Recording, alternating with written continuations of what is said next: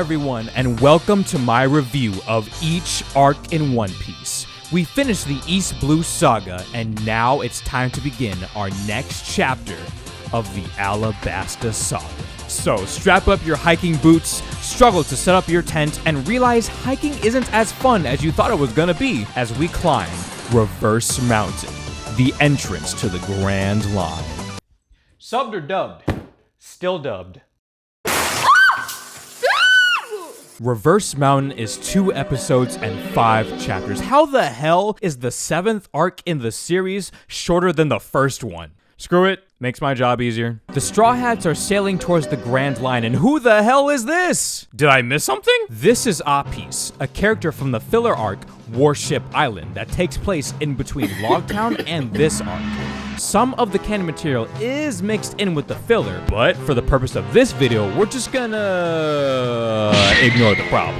Anyways, Nami goes into one of her Freak Out Friday sessions again because she realizes they've entered the Calm Belt, a sea sandwiched between the Grand Line that has no wind, meaning they can't sail. And to make matters worse, it's home to the Sea Kings. Oh, thank God she's dead. The Straw Hats eventually make it out of the Calm Belt and continue sailing. They arrive at the Red Line, a giant mountain that separates the 4 seas, and in the middle leads to the Grand Line, known as Reverse Mountain. With the power of her big brain, Nami explains how to get up the mountain. They ride up the mountain and... I despise the entire lot of you! Thanks to your meddling, I have no chance of obtaining Dragonite! Who the fuck are you? Luckily, Nami has no morals and kills the guy with 0 hesitation. Before the cops arrive, they ride up Reverse Mountain, and on the way down, Zoro points out a weird noise. They get closer to the sound, and it turns out it's... John Cena! He's gonna get in the Nah, it's actually a giant whale covered in scars. But John Cena would have been way cooler. I'm just saying. How are we supposed to fight a 100-ton whale? So there's this pretty neat book called Moby Dick. Would be pretty useful in this situation. Luckily, animal rights activist Luffy comes up with the bright idea to shoot a cannonball to stop themselves from smashing into the whale. The ship does get a bit damaged, but thankfully, animal rights activist Luffy is a very forgiving person. Fuck you, eh? His methods are unorthodox. The whale opens up its mouth and starts sucking up a lot of water, including the Straw Hats. Luffy manages to climb up, but the whale goes back into the water. Luckily, Luffy finds a door on the whale. I was never good at biology, but that doesn't seem right. The Straw Hats find themselves inside the outside of the whale? What the fuck? And see a small island house. They are immediately attacked by a giant squid, but the squid gets impaled by the owner of the house. Usopp threatens the old man to explain himself, or they'll shoot him.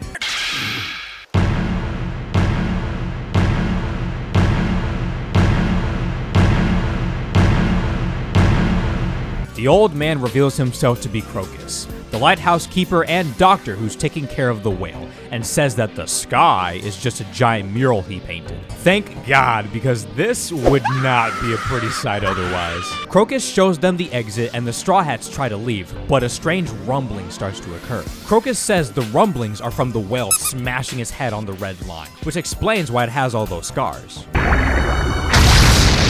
It's all starting to make sense. This shit has not made sense since episode 1. Crocus goes to calm down the whale and hold up. What's Luffy up to during all this?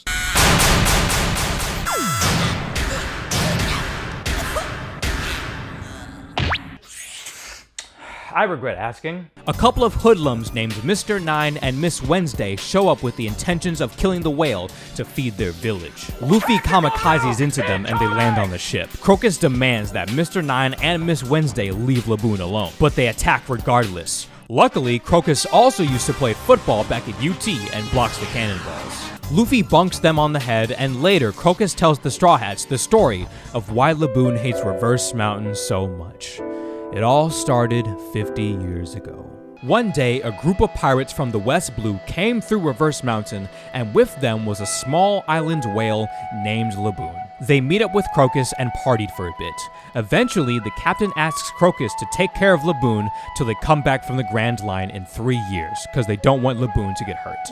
Then they set sail. Unfortunately for Laboon, this was 50 years ago, and they haven't come back. At first, Sanji thinks they must have died, but Crocus says they abandoned Laboon. Crocus tried to explain this many times to Laboon, but he wouldn't listen. Well, yeah, it's a fucking whale. Like, I don't think it understands you, period. And so, Laboon constantly smashes his head against the red line in hopes that he can go see his friends again on the other side, still believing they are coming for him. Wow, I can't believe these assholes just abandoning their friend like that. Spooky, scary skeletons and shivers down your spine.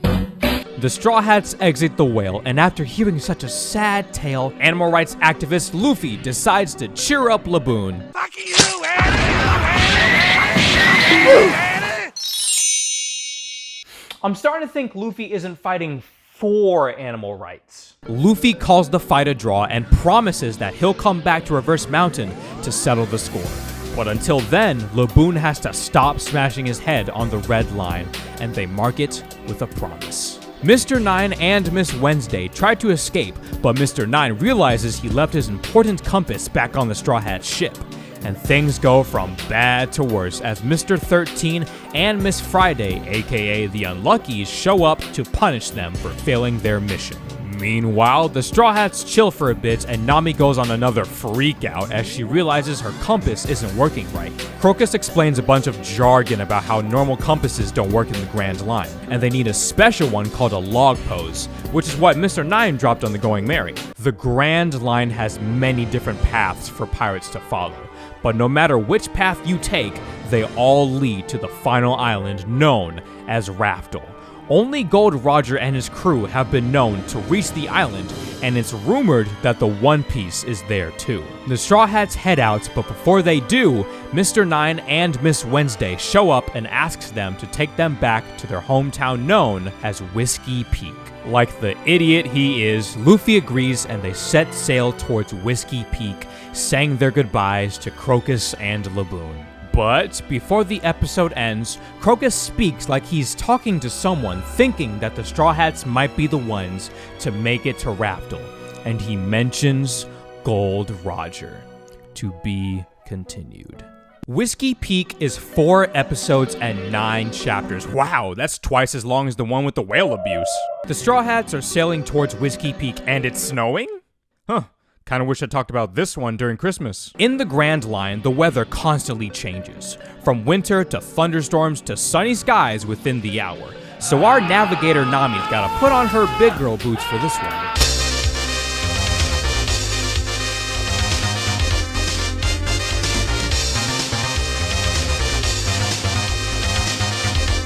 As the Straw Hats get closer to Whiskey Peak, Mr. 9 and Miss Wednesday decide to leave the ship and head towards their hometown. Oh shit, it's Jaws! They arrive at the island and are immediately greeted by the townsfolk. Whiskey Peak is the island where pirates are welcomed and praised for making it to the Grand Line. I guess some folks consider pirates to be heroes. Who knew? That's just literally the entire One Piece fan base. Igaram, the town mayor, tells them about the island and wants to throw a celebration for the Straw Hats. The party goes on.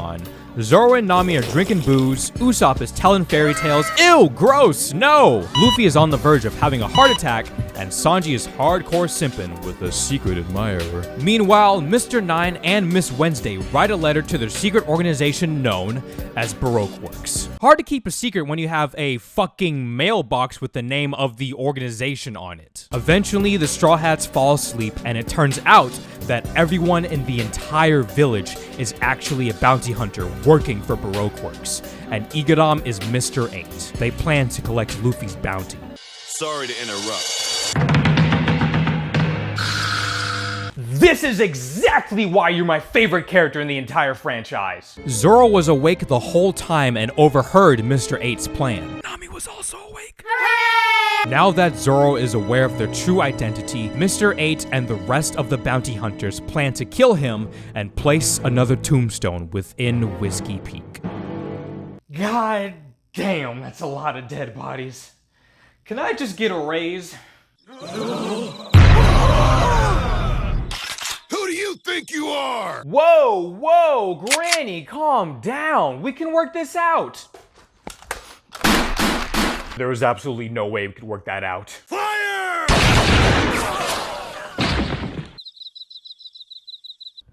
I feel like this episode shouldn't be called Zoro versus Baroque Works. It should be more something like Zoro versus absolute stupidity.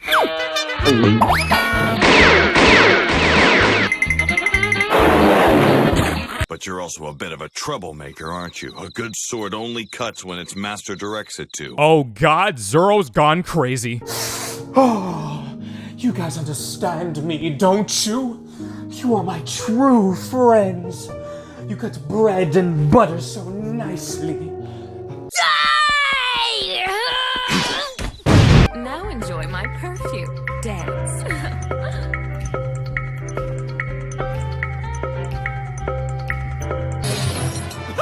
What you gonna do now, tough guy? Kick your ass. Near the end, Miss Wednesday takes Luffy hostage, not realizing she's actually the hostage in that situation. Zoro takes down Mr. 8, and later 2 new Baroque Works agents named Mr. 5 and Miss Valentine show up, saying there's some spies amongst the organization. You came here just to laugh at us? Nah, that's a bonus. Mr. 5 reveals that royals from the kingdom of Alabasta have infiltrated Baroque Works and learned the boss's true identity, and they've been sent to take them out. Mr. 8 is actually Igaram, the captain of the Alabasta Royal Guard, and Miss Wednesday is really Princess Vivi Nefertari of Alabasta. Fun fact, Miss Wednesday and Princess Vivi were originally supposed to be separate characters. Okay. How the hell does a secret organization miss the fact that a princess of a kingdom is one of their top spies, and you have a picture of her?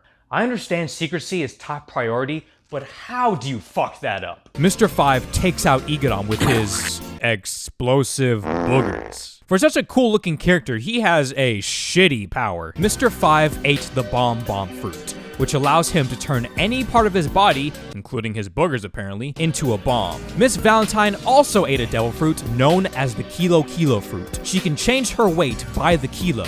So, for us in America, it's a little confusing. Igaram begs Zoro to protect Princess Vivi, and he promises they'll be rewarded. Unfortunately, Nami overhears this and demands 1 billion berries for saving the princess's life, which Igaram reluctantly agrees to. Oh yeah, meanwhile, Sanji and Usopp are still asleep, and Luffy goes to rip a fat one, but finds all the townspeople injured and unaware of the situation. One of the bounty hunters tells Luffy that Zoro attacked them all. While Zoro is trying to fend off Mr. 5 and Miss Valentine, Luffy emerges saying he'll kill Zoro for hurting all the nice townspeople. Everyone who lives here in Whiskey Peak is really a bounty hunter, which makes all of them our enemies. You're just lying! Enemies wouldn't give us tasty food, would they?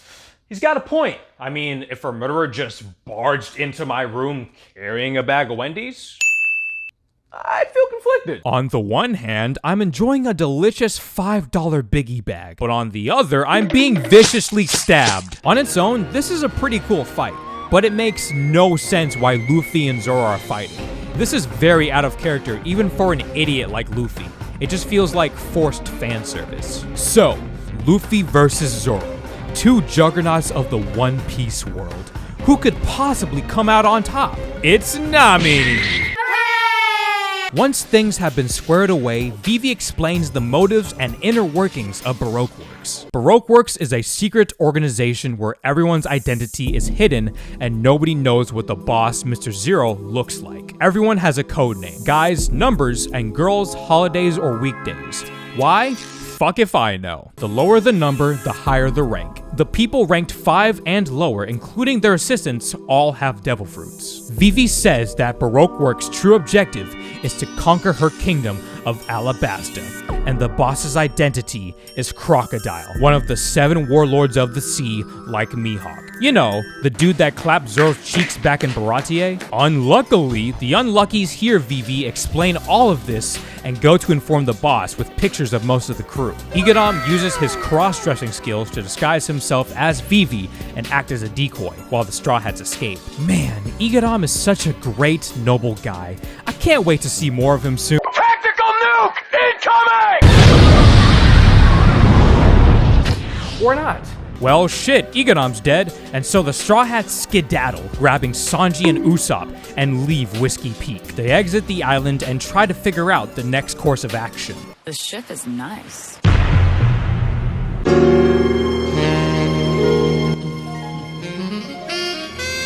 just happened to run into your dear Mr. 8 a little ways back. You didn't look so good. Oh.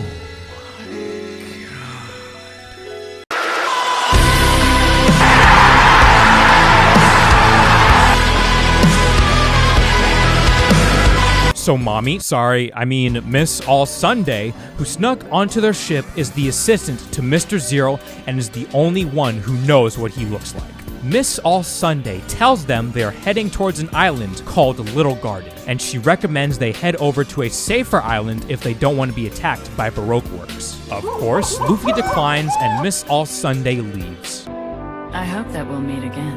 No!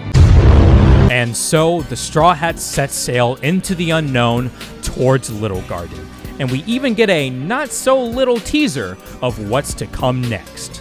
To be continued. Little Garden is 8 episodes and 15 chapters. The Straw Hats are dicking around, business as usual, and then Vivi starts talking mad trash about Luffy, saying she has a hard time believing he's worth 30 million berries. Our hype girl Nami recounts all the previous bad guys they've beaten on their journey. Oh yeah, Axe Hand Morgan. The Axe Hand Morgan? I've heard of him before. Bullshit! Out of all the people Luffy has fought, you're surprised by Axe Hand Morgan? X to doubt, my guy. Luffy then reminisces about Kobe, and we actually check in on the pink lad. Kobe and Helmeppo are now cabin boys in the Marines, the lowest rank. Kobe's having a great time, but Helmeppo longs for the days when he was living in luxury. After Kobe and Helmeppo commit their daily dose of terrorism, the Marine base is told that they will be transporting ex-Marine Captain Axe Hand Morgan over to Marine HQ to be court-martialed. Despite the fact that Axe Hand Morgan was a giant sack of shit, Helmeppo still cares about his dad. Aww. They meet up with Vice Admiral Garp, a totally not important character, who will take Axe Hand Morgan the rest of the way to HQ. Oh, I've been trying to set a record for the most donuts eaten in a single sitting. Challenge accepted. Axe Hand Morgan very easily takes down Garp. Wow, this guy sucks. Probably a filler character. And makes Helmeppo his hostage so he can escape. Oh, hey, Dad. I wanted to give you this gift because I love you. What do I need with the song? I don't care about his life. I'll cut him into 1,000 pieces if I have to. Yeah, it's a stupid gift. I'm sorry. You're probably busy. I'm just gonna go play Pokemon and jerk off. Axe Hand Morgan escapes with Helmeppo, but Kobe goes to save him.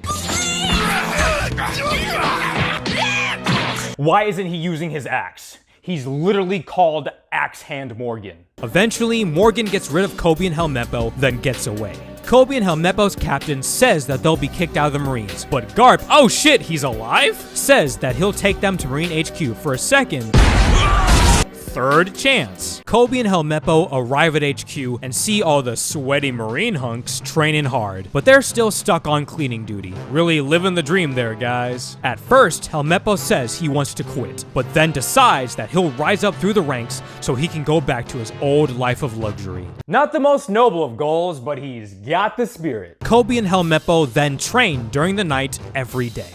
It's about drive, it's about power. We stay hungry, we devour. Put in the work, put in the hours, and take what's ours. Garp catches wind of this and decides to train the boys himself, or murder them, whichever comes first. The end. Just like with Buggy's adventure, this was a cover story in the manga that took place in between Arlong Park and Whiskey Peak. Alright, well, cool. That was all for this video. I'll see you guys next time. Bye.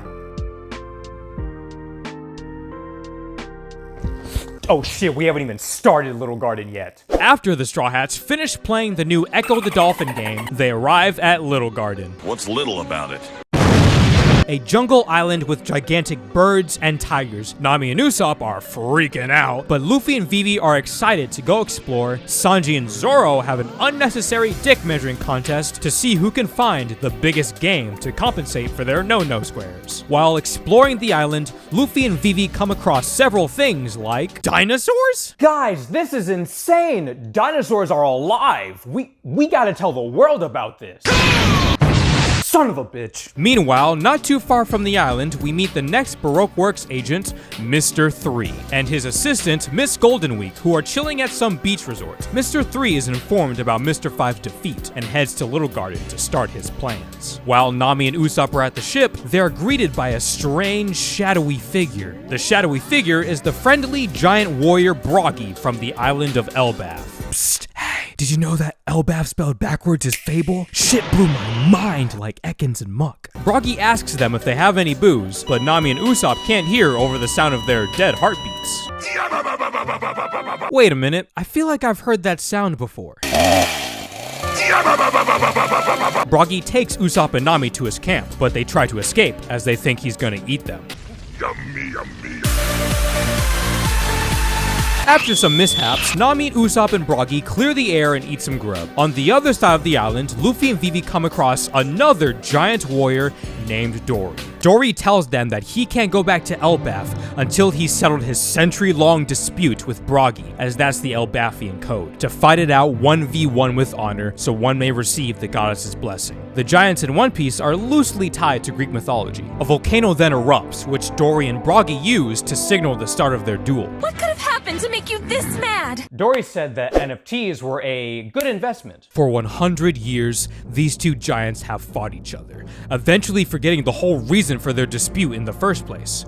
All that matters to them is the honor of battle, which infatuates Luffy and Usopp so much that Usopp decides that he wants to be a brave warrior of the sea, just like the giants. The giants land in a draw. 73,466 duels and 73,466 draws. Damn, those are some shitty stats. Definitely not putting them on my fantasy football team. Sometime later, Mr. 3 and Miss Goldenweek make it to Little Garden and meet up with Mr. 5 and Miss Valentine. Mr. 3 tells them that he has a plan to take down the two giants and collect their combined bounty of 200 million berries. After the bout, the giants and respective fan club return to base. Dory drinks some booze that Broggy got from the Straw Hats. Unbeknownst to everyone, the liquor explodes in Dory's stomach, causing him extreme pain. Everyone is confused, but Dory thinks it's the Straw Hats, as they're the only other people he's seen on the island, and he goes to attack Luffy. Going by boxing rules, I think Luffy might be a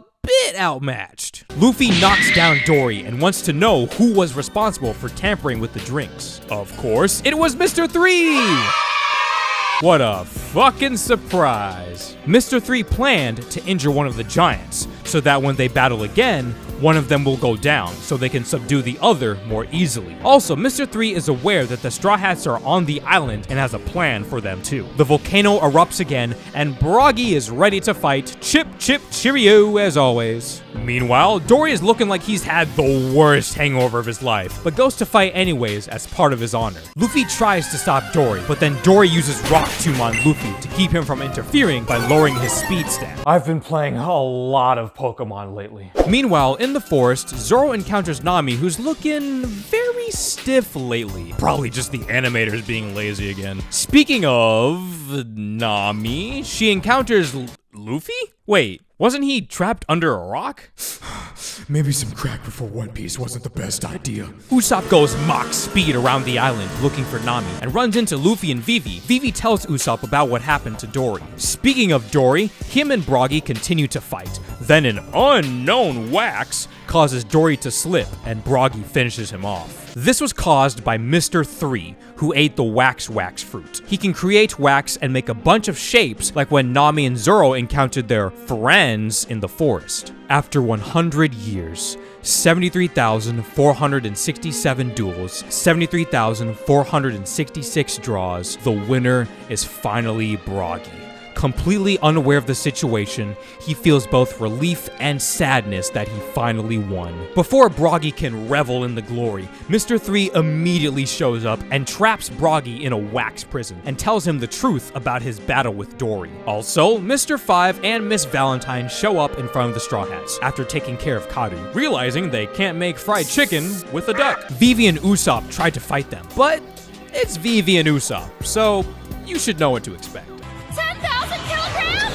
Press! Now, for those unaware, 20,000 kilograms is 44,000 pounds. I want to be stepped on too, but not that hard. After knocking out Luffy and Usopp, Mr. 5 and Miss Valentine take Vivi over to Mr. 3, who's auditioning for the new cake boss with his candle service set. They put Zoro, Vivi, and Nami on the giant candle, unable to move or break it, and it starts to spin. The spinning releases a bunch of wax residue into the air that gets into their lungs and changes them into wax statues from the inside and out, effectively killing them. Thankfully, Mr. 3 forgot that Broggy put all his stat boosts into strength and breaks free, but Mr. 3 just puts Broggy back into another candle prison, this time adding a little zing to it. Ah, now that's the sound of art and creativity. After some time passes and Zoro's meds wear off, he comes up with a crazy idea to cut off his legs so he can fight. Ah yes, the crippled swordsman. Before Zoro inevitably dies for nothing, Luffy, Usopp, and Kadu bolt into action, ready to free everyone and defeat Mr. 3. Luffy and Mr. 3 begin to fight. Mr. 3 traps Luffy's legs, but Luffy uses the shackles to break the wax pillar, stopping it from spinning. The situation is now actually worse. The top continues to spin, and now that it's closer to Nami, Zoro, and Vivi, they will become wax figures much sooner. Or in anime terms, 5 episodes instead of 10 episodes. Mr. 3 and Luffy go another round, but this time, Luffy beats Mr. 3. He then goes to save everybody. Not now. I just don't feel like saving you. Holy shit, guys. Luffy, the main character, is actually the main villain. Oda, you fucking genius. M. Night Shyamalan wishes he was this good. You guys remember Miss Golden Week? Well, she has the power to change people's emotions based on the color of paint she uses. In this case, Betrayal Black, which makes you want to betray your friends. TLDR, stay away from anybody wearing all black.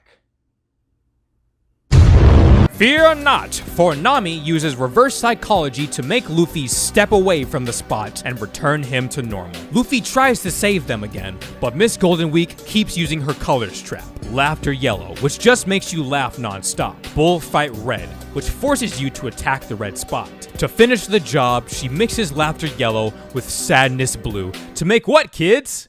That's right, Tranquil Green, which forces Luffy to be peaceful and not want to do anything. Usopp gets away from Mr. 5 and Miss Valentine, and he finds Luffy just vibing while his friends slowly die. Why are you just drinking tea?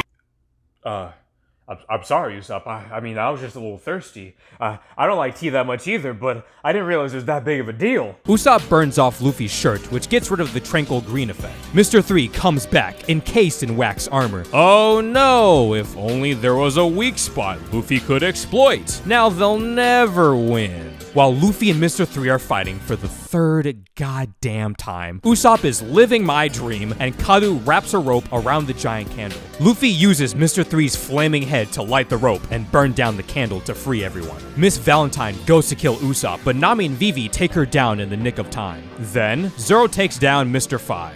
Luffy chases Mr. 3, who just got done watching a bunch of Naruto, and places a bunch of wax clones to trick Luffy into guessing which is the real one. Luffy takes down Mr. 3, all thanks to the ultimate strategy. Instinct. That's literally the dumbest shit I've ever heard. Also, I just realized, where the hell is Sanji? Here he is. While Sanji's out looking for everyone, he comes across Mr. 3's hideout and heads inside. The greatest invention of mankind, called a transponder snail, rings. And when Sanji picks up the phone, it's none other than Mr. Zero, the boss of Baroque Works. Sanji pretends to be Mr. 3, saying he's killed the Straw Hats. Mr. Zero seems a bit suspicious, but tells him to head over to Alabasta immediately to hear the next step of their plan to conquer the kingdom. After the conversation, the unlucky spot Sanji and try to kill him, but Sanji takes them out quickly. Back over to the rest of the gang, Broggy mourns the death of his rival Dory, who wakes up perfectly fine. Dory said that he lived thanks to their weapons being extremely dull after 100 years of fighting. The Straw Hats celebrate their victory, and Nami gets a totally normal, not plot relevant at all bug bite. Sanji shows up and tells everyone that he spoke with Mr. Zero and got an eternal pose to Alabasta. In One Piece, log poses just take you to the next island nearby, but an eternal pose has the coordinates to a specific island.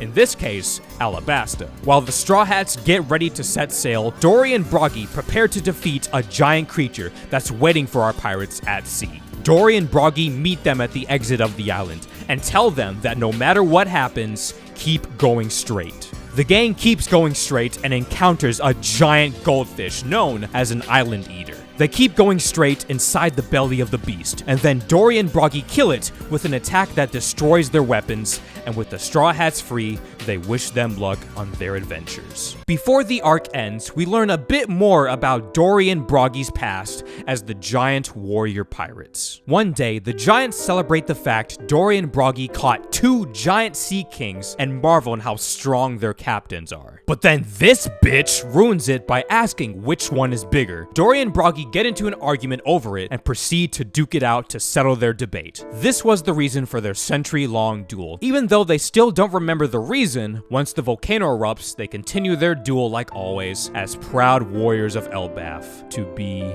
continued. And that island is 14 episodes and 25 chapters, making it the longest arc we've covered so far. That won't last long. The Straw Hats are sailing towards Alabasta, but then all of a sudden Miss Tangerine's over here falls ill. Oh great, Nami's sick. What, are we about to spend like 14 episodes trying to find her a doctor?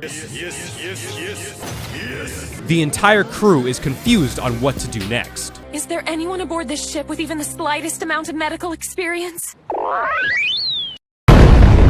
I put 100 times more care into preparing her meals than I do for you losers. Ah, so that would explain my cold burger and half-empty Sprite. The crew decide to look for a doctor to cure Nami before heading to Alabasta. God, I hate side quests. All of a sudden, it starts to snow again, and Zoro points out a strange person in the middle of the ocean. His name is Chess, and beneath his feet comes a giant ship owned by the Blighting Pirates. What does that even mean? The Straw Hats get raided by the crew, and the captain asks if they have an eternal pose to Drum Island. Now I know what that mouth do. The Straw Hats easily take down the Blighting Pirates, and Luffy sends Team Rocket blasting off again and continue their journey. Back on the ship, the Straw Hats check on Nami. Come on, Nami, cheer up! Look, check this out, you're gonna love it! That's pretty funny. That's not funny. The crew eventually arrive at an island covered in snow. Now, going by context clues, I'm gonna assume this is Drum Island. A bunch of angry townsfolk see the Straw Hats and prepare to shoot them. I'll only say this once. Your kind is not welcome here. I'm gonna need you to elaborate on what you mean by that. The townsfolk tell them to leave or they will shoot, as pirates aren't welcome. Vivi gets shot, but thanks to plot armor, the bullet only grazed her. Vivi begs the townsfolk to help get Nami a doctor. Luffy begs too, and Dalton, that's his name by the way, decides to take them to his village. Meanwhile, Zoro does some training. For the rest of the arc, the Straw Hats arrive in Bighorn and ask Dalton if a doctor can help them. Dalton mentions that the island only has one doctor, known as a crazy witch, who lives in a castle atop the mountains known as the Drum Rockies. The witch is named Dr. Kureha, who's 140 years young, and comes down to treat people whenever she feels like it. Could you imagine having a doctor that only treats people whenever they feel like it? Doctor, please help. I have a severe bladder infection, my wife has a tumor, specifically the size of a lemon, and worst of all, my son is really into Valorant. Oh, sorry, Elden Ring just dropped, so I've been kind of busy with that lately. I can give you a call maybe, Luffy realizes that if they want to see this doctor soon, they're gonna have to bring Nami to her by climbing the mountain. Sanji joins Luffy's party and they head out into the snowy fields to get Nami treated. Fuck, another escort mission. While Vivi and Usopp wait, Dalton realizes that they still have 8 minutes left into the episode, so he drops some lore by telling them about what's recently happened to Drum Island and its kingdom. Drum Kingdom used to be ruled by a terrible king named Wapple, who was the guy the Straw Hats dealt with earlier. He was a very selfish and stupid king who only cared for his own well-being. He kept 20 doctors for himself, known as the 20 MDs, and exiled the rest from the island. One day, shit went from bad to worse when Drum Kingdom was attacked by the main antagonist of the series, the Blackbeard Pirates. Wapple and his men immediately left the kingdom to avoid danger and pretended to be pirates for months until they could return. Speaking of coming back, Wapple and his men find Drum Island. Luffy and Sanji are going through the snow, but then they are attacked by a group of gorilla bunnies called Loppins. Meanwhile, Dalton is informed that Dr. Kureha went to Kokiri Village, so they head over to inform her about the situation. When Dr. Kureha arrives, like how any normal doctor would, there's a kid over at a restaurant who's screaming and in pain because, "Excuse me, I'm talking." Anyways, Dr. Kureha helps the kid, takes everyone's belongings as payment, then leaves to the next village. Team Dalton shows up, but is informed that Dr. Kureha already left and is going to Gyasta, which is on the other side of the island. An injured man comes into the restaurant and tells everyone that Wapple has arrived in Drum Island and they killed a bunch of the guards. Enraged, Dalton bolts out the restaurant and heads back to Bighorn to stop Wapple. And whoa, what the hell is going on with Dalton? Dalton ate a devil fruit known as the ox fruit model bison. He can turn into a bison with 3 different forms: his human form, the animal form, and a hybrid form. This type of devil fruit is known as the furry class, zone class. In One Piece, there are 3 types of devil fruits. Zone type devil fruits, which can turn a person into a type of animal like Dalton. Logia devil fruits, which allows the user to control and become an element, like Smoker. Finally, Paramecia, which is literally just everything else that's hard to explain, like Luffy and Buggy. Back to the plot. Luffy and Sanji are still running from the Loppins. Then the Loppins create an avalanche that's heading towards Bighorn. Sanji helps Luffy escape, but he gets caught into the avalanche, so Luffy goes to find Sanji. Over at Bighorn, Wapple is causing a ruckus. They took a sick woman up the mountain to see her doctor. What? Really? That was a dumb idea! Finally, somebody said it! Thankfully, Dalton arrives to put a stop to Wapple's tyranny. Dalton gets his ass kicked, but during their fight, the avalanche takes them down. Wapple manages to get out and believes the Straw Hats must have done this, so they head up the mountain to kill them. Luffy finds Sanji, but he's knocked out. On the way, they come across a baby Loppin, whose mother is buried in the snow. Even though they did attack them, Luffy decides to help them out. Nah, he saves the mother and continues on his quest. Wapple catches up and gets ready to fight Luffy. Luffy runs away since he doesn't want either Nami or Sanji to get hurt. Thanks to Luffy's good deed for the arc, the Loppins come to help. I know you.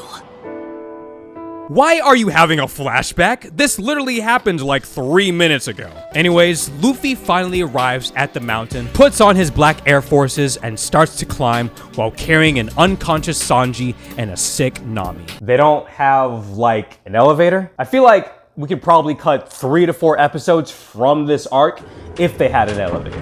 This right here is probably the 2nd or 3rd most iconic moment in this arc. It shows Luffy's determination to risk his life for his friends, willing to give up his dreams if it means his crew will live, because he knows they do the same for him.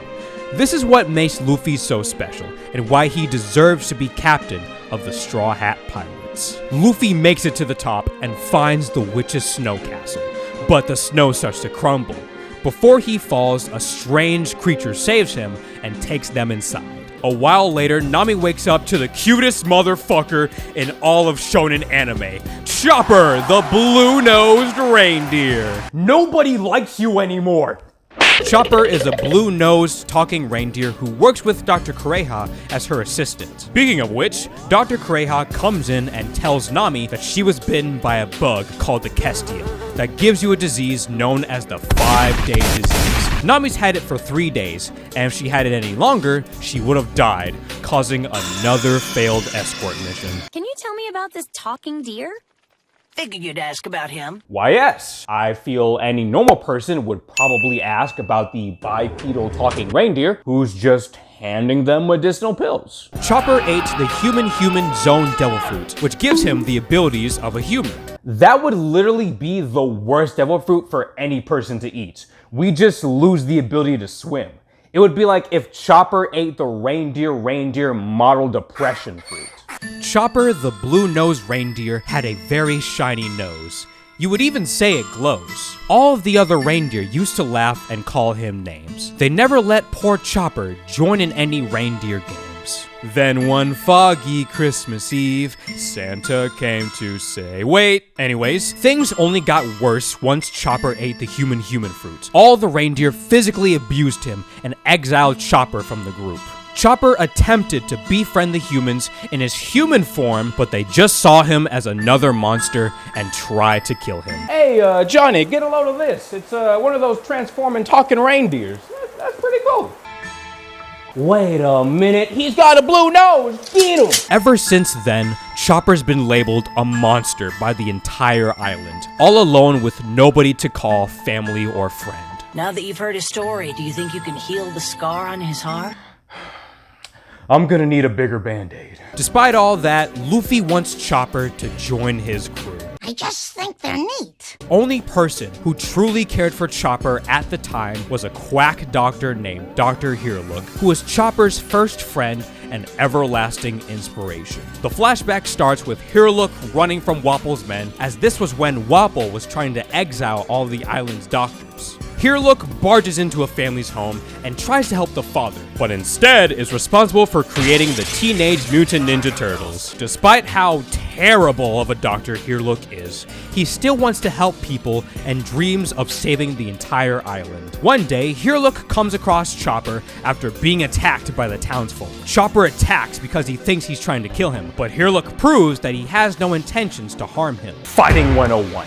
If your opponent is physically superior to you, go full commando to distract them. Chopper falls down and wakes up in Heerlook's cave. He notices some food that Heerlook left for him, and when he takes a bite, Chopper breaks down as this is the first time anyone has shown him true kindness. And now begins Chopper's horrible internship program with Dr. Heerlook. After another unsuccessful day, Heerlook gives Chopper the iconic pink hat and tells him to bring it back someday once he's become a great pirate. Wait a minute! Heerlook tells Chopper the story of a thief who was slowly dying from an incurable disease. One day, the thief saw a mountain of cherry blossoms, and when he went to the doctor, he said that his illness was completely cured. And so, Heerlook wants to do the same for the people of Drum Island, to make cherry blossoms bloom in the snowy mountains for all to see. Even though he's failed horribly for 30 years, he's determined to fight for his belief that no disease is uncurable. He'll work hard just like the pirates do out at sea, and the pirate flag is a symbol of that belief. This idiot's been doing this for 30 years. Just go get some seeds. They have a bunch over at Home Depot. A few days later, Chopper is finally healed from his injuries, and out of left field, Heerlook tells Chopper to leave him alone and never come back. Chopper tries to persuade him, but Heerlook uses force to make Chopper leave. Heerlook goes to Dr. Kureha coughing up blood. We learn that he was that sick thief the story was about, and he now only has 10 days left to live. He didn't want Chopper to know about it. Telling him would literally be better than trying to shoot him. Despite all of this, Heerlook is going to continue to accomplish his dreams before he dies, to show Chopper that nothing is impossible as long as you try. Chopper overheard the conversation between Heerlook and Kureha. He goes into Heerlook's cave to see if there's something that could cure his illness. Chopper reads about a special mushroom that is said to help the quack, so he goes in search of it. Meanwhile, Heerlook works on his invention. During his quest, Chopper meets his old reindeer pack, and the leader attacks Chopper like he's late on rent or got a D in science class. AP chemistry is really hard, Mom! Chopper eventually comes back to visit Heerlook with the mushroom, bloodied and broken, but with a smile, as he knows that the doctor will now be saved. Then Heerlook embraces him with open arms and apologizes. After Heerlook drinks the medicine, he notices that his invention has finally started to work. So he goes to tell Dr. Kureha the news and leaves Chopper at home while his wounds heal. Heerlook tells Dr. Kureha about what he's done and asks her to finish it for him and look after Chopper as her student. Angry and confused by the random request, Dr. Kureha kicks Heerlook out. Word gets out that Wapple's 20 MDs have all gone sick, and Heerluk goes to the castle to save them. Dr. Kureha visits Heerluk's cave to ask where he went. Chopper tells Kureha about how he healed him with the special mushroom. Going to teach me KO! Apparently, Chopper accidentally gave Heerluk a poisonous mushroom called the Amyudake. If you eat it, you'll die in less than a day. That's right. There was a skull next to the picture of the Amyudake mushroom. And doctor said he got better. There's no way he'll die. Heerluk arrives at the castle and asks to see the 20 MDs so he can save them. Unfortunately, this was a trap by Wapple to lure out him and Dr. Kureha. All the doctors are completely fine and Wapple's guards prepare to shoot him. What? Instead of being sad or angry, Heerluk is relieved that nobody was actually sick and is glad that it was just a trap. As Heerluk slowly dies, we get the most iconic monologue in the entire arc, if not the whole saga. When do you think a person dies? When a bullet from a pistol pierces his heart? Yeah, a gun will kill you. When he's attacked by an incurable disease? Well, if it's an uncurable disease, you can't really do anything about it, so yeah. When he eats a soup of deadly poisonous mushrooms? Okay, that last one was oddly specific, but yeah. As Heerluk starts to bleed out, he decides to drink a liquefied bomb, so that way Chopper isn't responsible for his death. He gives one final toast goodbye and dies. Farewell, you old quack. Chopper comes by at the last second, and as Wapple laughs at Heerluk's demise, Chopper puts on some 3 days grace and goes to attack Wapple, but Dalton stops him. Dalton tells Chopper how he was moved by Heerluk's speech and is sorry they laughed at him. He tells Chopper not to waste his life for this country, and so Chopper leaves. Chopper then waves Heerluk's flag and begs Dr. Kureha to teach him how to become a doctor that can cure any illness. What was once Heerluk's dream is now Chopper's dream. If you cried, you're a bitch. Back in the present, Chopper warns Dr. Kureha that Wapple has arrived at the castle. Who are you? Dr. Kureha tells Wapple to leave, as he's not the king anymore. But Wapple refuses, of course. Luffy comes barging in and starts throwing hands. Sadly, that doesn't work, and the fight continues. Wapple unveils the powers of the Munch Munch fruit. He can eat anything and then transform his body into what he's eaten within the last 24 hours. My strange addictions? Hire this man. Wapple goes full cannibal and eats his two subordinates to create a low-budget DBZ fusion of the two, known as Chess Marimo. Wapple notices Heerluk's pirate flag and tries to shoot it down, but Luffy blocks it just in time. Even though Luffy has no idea about Chopper's past, he understands the sentimental value of a pirate flag and promises that he won't let anyone destroy it. Chopper and Chess Marimo's battle commences. Chopper eats a yellow candy known as a Rumble Ball, which enhances his Zone Devil Fruit powers. Normally, a Zone type user only has 3 forms. With the Rumble Ball, Chopper has access to 7 forms: Brain Point, Walk Point, Heavy Point, Jump Point, Guard Point, which is adorable as fuck, and Arm Point, his strongest form. His last form, the Horn Point, won't be shown until Alabasta. Chopper eventually beats Chess Marimo, and everyone notices that Wapple went inside the castle while nobody was looking. Nami leaves her room and runs into Wapple, who tries to attack her. I must have gained weight recently. Well, I can fix that. Munch Munch Factory!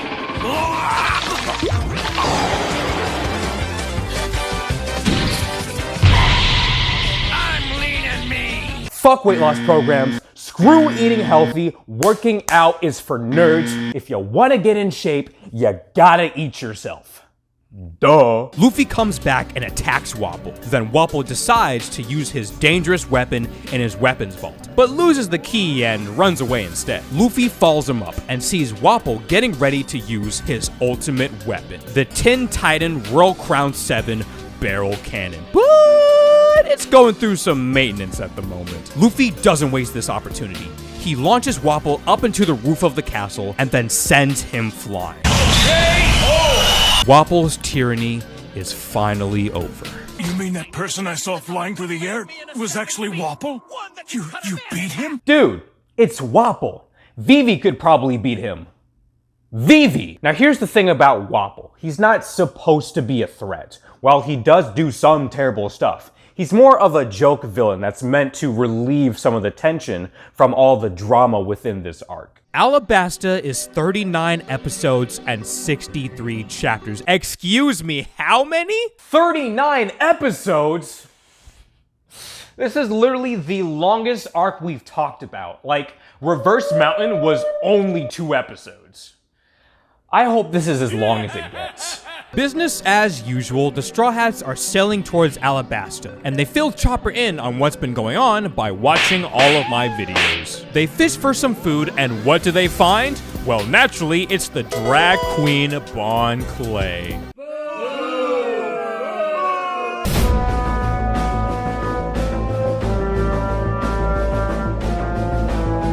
They instantly become besties, and Bon Clay decides to show his devil fruit powers. Bon Clay ate the clone fruit. He can transform into anyone he touches with his right hand, and then go back with his left hand.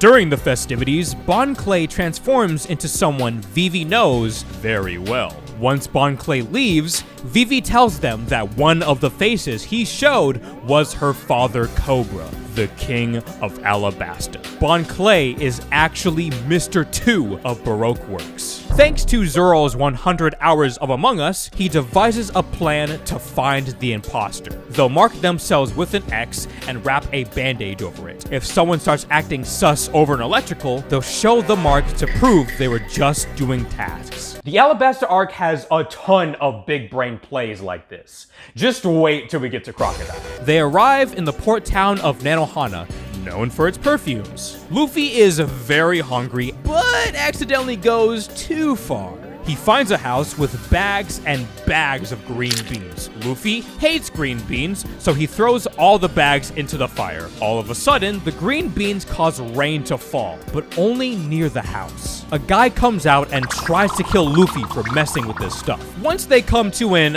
understanding, the guy says that those weren't green beans. They're an illegal substance known as dance powder, which can create artificial rain. This one thing is the main cause of Alabasta's civil war. Dance powder causes clouds to mature rapidly and produce rain. But when this happens, neighboring towns suffer long periods of droughts. Alabasta has gone without rain for over 3 years now. Yet Alubarna, the capital of Alabasta, would usually get rain. Many people believed that the king is keeping dance powder to himself and won't share it. The king denies this and wants to wait for natural rain to occur. Because of this, many citizens have started a rebellion towards the kingdom. While the Straw Hats wait for Luffy, Zoro notices Tashigi and Smoker have arrived looking for them. Meanwhile, over at a restaurant, everyone gathers because supposedly this man died in the middle of eating. Oh, he's dead. Well, I guess we don't need this anymore. In quirky anime fashion, the man is actually alive and just fell asleep. Smoker comes into the restaurant knowing full well who the man is. His name is Portgas D. Ace, a division commander for the Whitebeard Pirates and Luffy's big brother. Speaking of Luffy, he barges into the restaurant and unintentionally uses a technique we won't see for 500 episodes to take down Smoker along with Ace. Once Luffy realizes he fucked up, he runs from the Marines. Eventually, he finds the Straw Hats and they all run together. Smoker catches up and prepares to take them down, but then a wall of flame stops him. This is Ace's devil fruit, the flame fruit. Literally the coolest power we've seen so far. Fucking chop fruit? Really, Oda? The Straw Hats run to the ship while Ace holds them off. Of course, Luffy gets lost but finds Ace. They have a brotherly reunion recounting the good old days. On the way to the ship, Luffy starts to talk about his crew, but then they get ambushed by Baroque Works agents. And hold up. This is feeling a lot like filler. Let me check real fast. Yep, it's filler. Next! Ace and Luffy make it to the Going Merry, but then they are followed by Baroque Works ships. Ace decides to show how he could literally end this entire arc if he wanted to by destroying all the Baroque Works ships. Afterwards, Ace explains that he's been traveling for revenge. Blackbeard used to be a part of the Whitebeard pirates. One day, he killed one of the crew members and left. Since then, Ace has been on the hunt for Blackbeard. Vivi explains to everyone the plan to head over to the Rebel Army's base in Yuba to stop them from starting the Civil War. First, they need to head to Ermalu, the Green City. Ermalu was abandoned thanks to all the droughts. Vivi explains though that Baroque Works was the cause of all of this. One day, Baroque Works agents pretending to be traveling merchants drop a huge bag of green beans. Oh, right, that's dance powder. They pretend like it was an accident and that they were trying to deliver this to the king. Because of that, everyone believed that the king was hoarding dance powder for himself and letting the citizens struggle. The Straw Hats keep on walking through the desert while dealing with the dangers of Alabasta. I'm sorry. I should have mentioned it earlier. I'm so sorry. I should have mentioned this earlier. And there are still so many desert dangers I haven't had a chance to warn him about yet. Vivi, you've been here for 15, 16 years. How do you just keep forgetting this stuff? Luffy gets into some good old shenanigans and runs from a creature known as a Sandora dragon, along with a camel. Luffy, Zoro, and Sanji beat the creature. Another one? I'm sorry, I guess I must have forgotten to mention it. Honestly, at this point, I feel like they'd just be better off without Vivi. Thanks to Chopper's years of Duolingo, he tells them that the camel is willing to help them out, but will only let the ladies on his humps. The Straw Hats then continue their journey to Yuba. In the next episode, the Straw Hats come across a band of sea pirates who are looking for filler. Okay. In the next episode, a couple of rogues pretend to be Royal Army soldiers taking advantage of the citizens in a small town. So Vivi wants to also filler. Scorpion guy who wants to take down Ace for his sons? And don't even get me started on the episode of Zoro and Chopper just talking for 20 minutes and nothing happens. What is this, Zoe? This shit gets so bad that Ace decides to leave. Before he does, he gives Luffy a present. Wow, Ace, I haven't seen you in what, over 3 years, and you just give me a piece of paper then dip? Man, I really wish I had another brother. Luffy, when next we meet, we'll both be top pirates. Who's gonna tell him? Also, fun fact, in the manga, Ace leaves after he destroys the ships back in Nanohana. So these past 7 episodes have been mostly filler with sprinkles of canon material. Thanks, Toei. The Straw Hats arrive in Yuba, but the place is completely deserted and covered in sand. Naturally. Yet one man is alone digging for water. This is Toto. Him and his son Koza, Vivi's childhood friend, were tasked by the king to create a safe haven for people traveling across the country. While Koza left to lead the rebellion, Toto still has complete faith in the king and truly believes it will rain in Alabasta someday. Luffy helps out Toto for a bit. Then once the Straw Hats leave, Toto gives Luffy the small bit of water he found while digging, and tells him that someday soon, there will be plenty more. Right, then I'll drink it with care.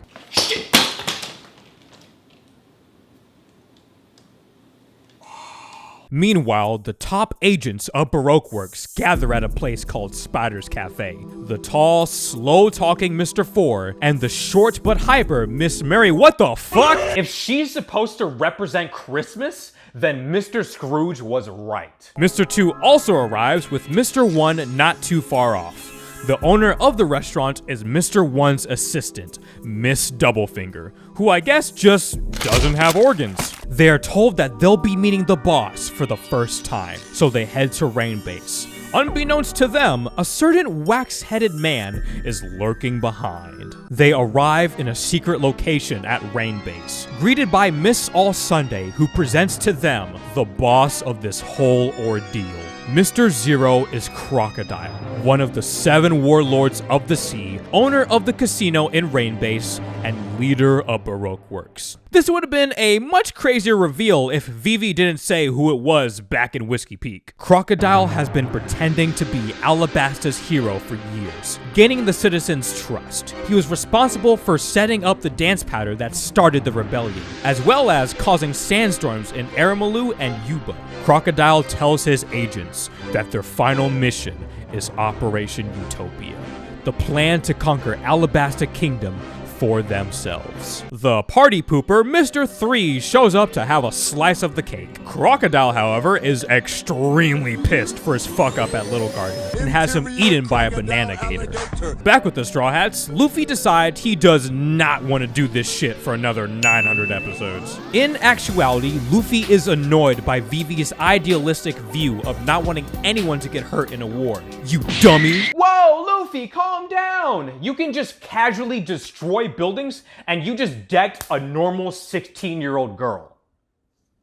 God, I love One Piece. Vivi is confused on what she should risk besides her own life. Luffy tells her to put the Straw Hats' lives on the line too, since they are friends. The Straw Hats reach Rainbase with the goal of taking down Crocodile. Their luck, however, turns into a wet fart as Smoker and Tashigi find them. Smoker chases Luffy, Zoro, Nami, and Usopp into the casino. Crocodile pulls a Scooby-Doo with his booby-trapped floor, placing all of them in a steel cage. This isn't any ordinary steel cage, however, as it's made with sea prism stone, a special item which has the properties of the ocean, meaning all Devil Fruit users can't fight. Crocodile once again does the evil spinning chair reveal towards the Straw Hats. Outside, Vivi is dealing with Baroque Works agents when a falcon carrying 2 machine guns comes to save her. Only in One Piece would I ever say that. This is Pell, one of Alabasta's guardians. He ate the bird fruit model falcon. The fun ends there, however, as Miss All Sunday arrives to take Vivi to Crocodile.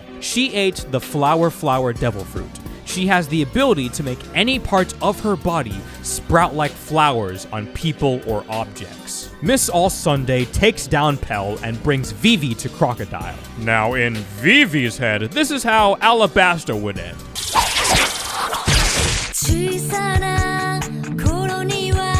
But it's Vivi, so her plan completely fails.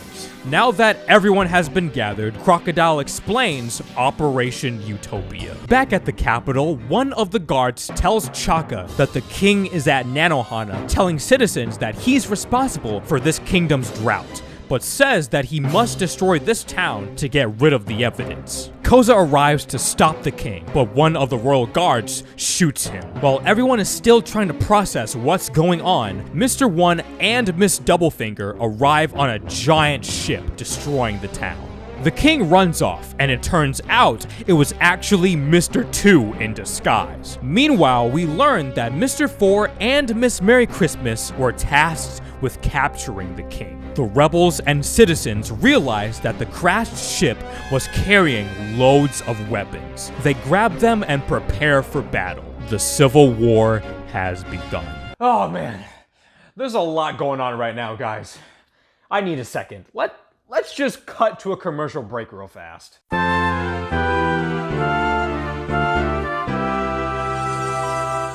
As Crocodile and Miss All Sunday head to Alubarna, Floor slowly floods with water, along with a bunch of banana gators. It's all up to Vivi. They're screwed. Miss All Sunday gets a call from the Crap Cafe. Enter Mr. Prince. Who could it be? Dear Sanji fans, since Reverse Mountain, y'all have been starving for some black leg content. Well, your time has arrived. Crocodile goes outside to find Mr. Prince, but doesn't realize that it's actually Chopper he's chasing. As the water continues to rise along with Vivi's incompetence, Mr. Prince, aka Sanji, takes care of a banana gator, who releases a strange ball. Inside that egg, Mr. 3 is born. Fuck! Before Mr. 3 can pull any shenanigans, Sanji literally kicks his ass and has him make a key so the Straw Hats can escape. Then they leave the casino. Smoker decides to let the Straw Hats go since they saved his life, but next time he won't let them and their dumb dog get away with it. The Straw Hats meet up with Chopper riding on one of Eyelash's friends known as a moving crab. Before they can get far, Crocodile yoinks Vivi away from them, but Luffy takes her place so he can fight Crocodile. Meanwhile, the Straw Hats continue onward. Round 1. Fight! Just like with Smoker, nothing Luffy does harms Crocodile, as all his attacks just go through him. Crocodile tells Luffy he's gonna send another Darude sandstorm over to Yuba. Luffy tells him to stop, but then Crocodile kills Luffy. What? That's impossible! If Luffy's dead, what are they gonna do? Who's gonna stop the rebellion? What about Baroque Works and Crocodile? Oh. Never mind.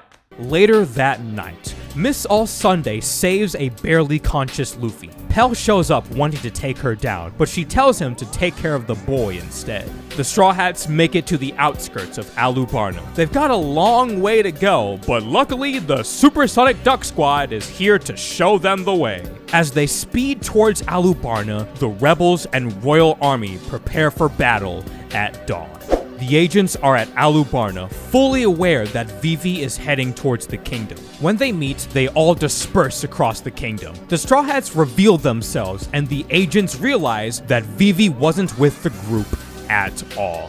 She's outside waiting for the rebel army to arrive so she can talk to Koza. The rebels run by, and Vivi tries to yell for Koza, but he can't hear her and passes by. Vivi remembers what happens in The Lion King and almost gets stomped to death if it wasn't for Karu taking the fall. Usopp comes back to save Vivi, but starts to act a bit sus. Vivi asks him to show his bandage and reveal the X mark. Unable to do so, Vivi realizes that Usopp is actually Mr. 2. Karu gets up and they manage to run from Mr. 2, but not for long as Karu is too injured. It's okay though, because our sharply dressed simp comes to the rescue. So now it's Sanji versus Mr. 2. Fun fact, both of them are chefs. Sanji and Mr. 2 are both evenly matched. However, Mr. 2 realizes Sanji's obsession for literally any female with a pulse and transforms into Nami. Sanji gets whooped but realizes Mr. 2 can't fight when he's transformed.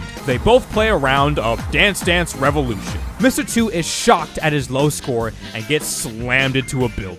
Sanji wins. Back at the entrance of Alabasta, our next match is Usopp and Chopper versus Mr. 4 and Miss Merry Christmas. Mr. 4 is a pro baseball player with a 4-ton bat. Somehow his pitching machine ate a devil fruit known as the Dog Fruit Model Dachshund. What the fuck is this show? Speaking of devil fruits, Miss Merry Christmas ate the Mole fruit, allowing her to dig all around the sand. These two agents are a bit too much for Usopp and Chopper to handle, but Usopp remembers that he's the greatest character in all of anime. He uses one of Miss Merry Christmas's holes to sneak up on Mr. 4 and slam him with a 5-ton hammer. Sadly, it's revealed that it's actually just 2 pans and some rubber. You think I can really lift 5 tons? I stopped trying after just 10 pounds! I have never related more to a fictional character before in my entire life. Miss Merry Christmas grabs Usopp and tells him that Luffy is dead. Before Usopp can say anything, she leads him to Mr. 4, who slams Usopp directly in the face with a 4-ton bat. No matter what, a real man must stay and fight when someone laughs at their friend's dreams. Usopp has complete faith in Luffy, and he won't let anybody laugh at his dream. With the use of Chopper's last form, the Horn Point, they work together to take down Miss Merry Christmas and Mr. 4. Usopp and Chopper have won. Back over in Alabasta, Nami is running from Miss Doublefinger, who ate the Spike fruit. She can make any part of her body a sharp spike. Nami unveils her new weapon that Usopp made for her, the Climatact Mark I, which is very good for parties. Nami finally learns how to use the Climatact. It's a weapon that can control the weather. Usopp, how the hell did you make this, but still use a regular-ass slingshot? Here's some advice, sweetie. Despite the struggle, Miss Doublefinger gets trapped in the Hurricane Tempo attack and goes through many different buildings. Nami wins and is finally useful. Alright, let's check in on Zoro. Ah, shit. Our last battle is Zoro versus Mr. One. And surprise, surprise, Mr. One also ate a devil fruit. This one is the dice fruit. Not only does it make Mr. One's body as hard as steel, but he can turn any part of his body into sharp blades. The only way Zoro can win this is if he can learn how to cut steel. No matter what he does, nothing can harm Mr. One. Zoro gets beaten near death many times while Mr. One is just getting some exercise. Zoro then remembers what his teacher taught him many years ago. Swordsmen who can cut nothing are also able to cut everything. Zoro decides to put everything into this final attack. Mr. One charges at Zoro and then everything goes quiet. Zoro sheathes his sword and Mr. One bleeds out. Zoro can now cut steel, putting him one step closer to becoming the world's greatest swordsman. Okay, as cool as this fight is, it's kinda dumb that Zoro hits Mr. One once and that was it. Whereas Zoro basically lost like 5 Gatorade bottles worth of blood.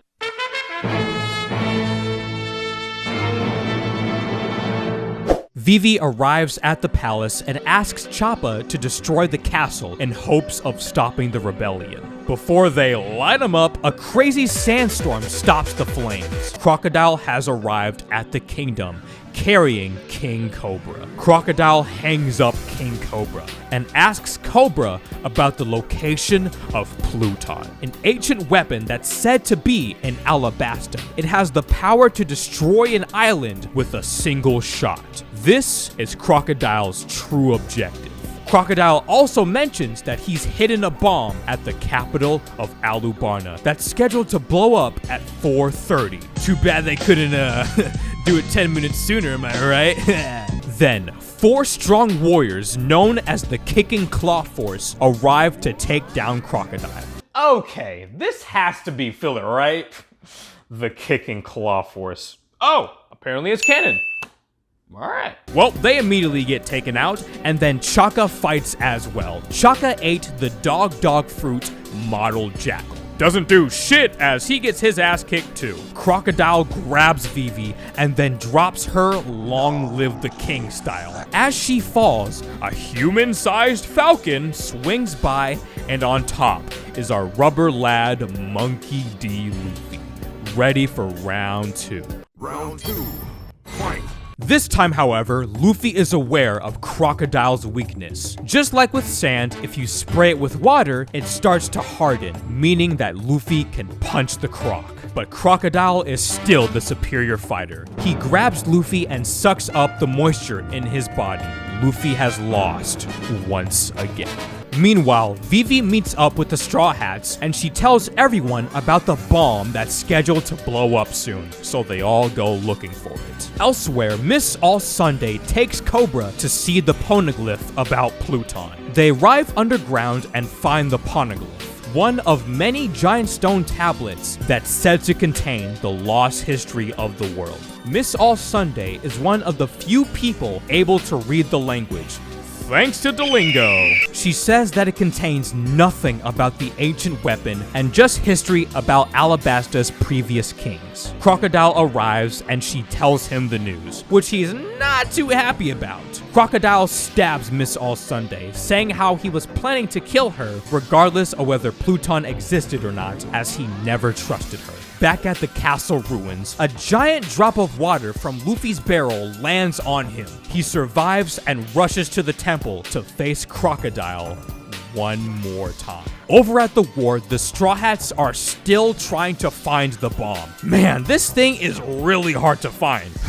Good thing we can at least see how much time we have left. Wait a minute. Vivi figures out that the bomb is inside the clock tower, controlled by Mr. 7 and Miss Father's Day, who reveal themselves with only 30 seconds left to fire the explosive.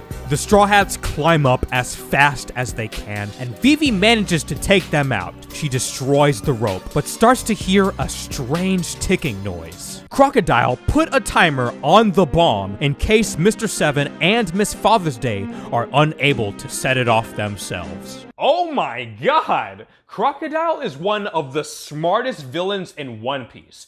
Dude's just got a backup plan for his backup plan.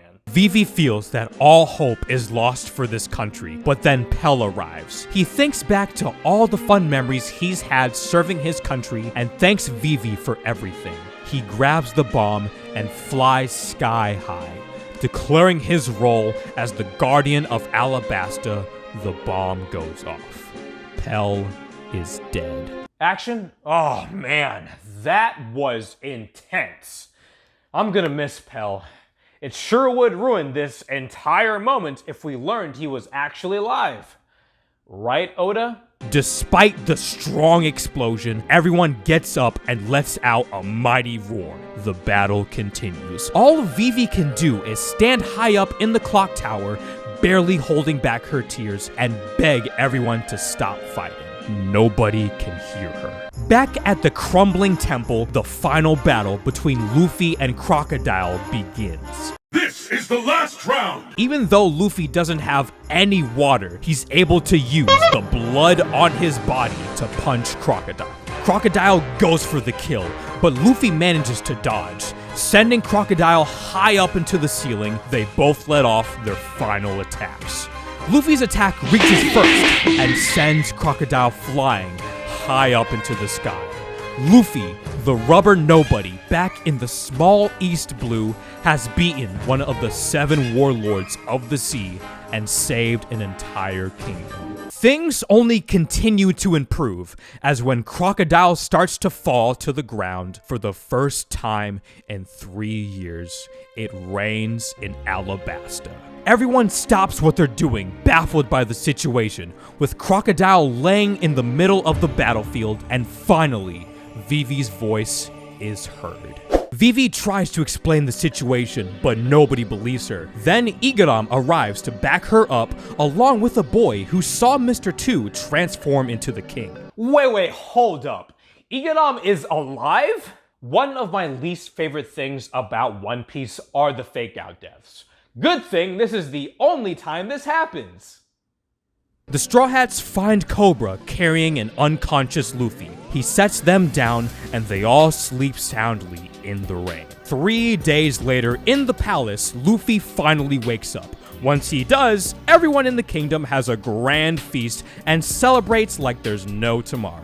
Later that night, Igaram and Chaka stare at 2 new wanted posters. Zoro is now wanted for 60 million berries, while Luffy has risen to 100 million berries. Earlier that night, the Straw Hats gave Vivi an ultimatum. If she wants to join the crew, they must meet up in 12 hours. Vivi is torn. She enjoyed the adventures she's had and would like to go on more, yet she understands that she's needed in Alabasta to restore the country. The Straw Hats arrive at the Going Merry, but find our favorite ballerina, Bon Clay, at the ship. Bon Clay says he doesn't consider them enemies anymore since Baroque Works is finished. Bon Clay wants to help the Straw Hats escape since the Marines, led by Captain Hina, are looking for them. Vivi arrives at the ceremony and begins talking across the country about her journey at sea.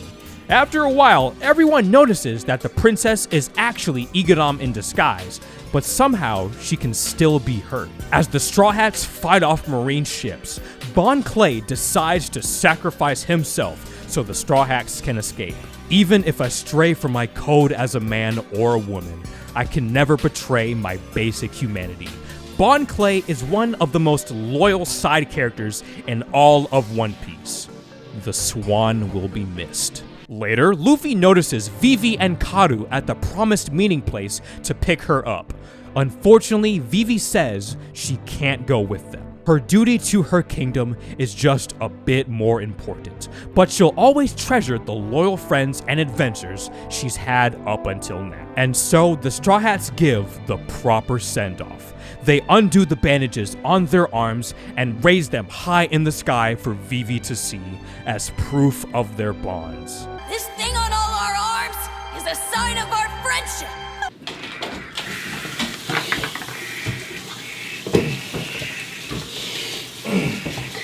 The Straw Hats finally leave Alabasta, but everyone is sad that Vivi is gone. But then, a strange voice is heard on the ship. Miss All Sunday appears on the Going Merry with one request: to join the Straw Hat Pirates. Luffy agrees cause fuck it, why not? Miss All Sunday's real name is Nico Robin, a 28-year-old archaeologist. When she was only 8 years old, she was wanted by the world government for 79 million berries and has been on the run for 2 decades working for different criminal organizations. At first, everyone is a bit skeptical about Robin joining, but they all come to terms with it. God, I love her. And so, Robin joins the crew and the Straw Hats set sail towards their next adventure. To be continued. And that was the end of the Alabasta Saga. What a journey it's been, and it's only gonna get crazier from here. A lot of people say that Arlong Park is when people start to like One Piece. If that's true, then Alabasta is when people love One Piece. I'm so glad I watched this arc again. Next up is the Sky Island Saga. Before we talk about it though, I have a little something special to wrap up this arc. Thank you guys very much for watching. Like, comment, subscribe, the whole YouTube shebang, and I'll see you in the next video. Bye!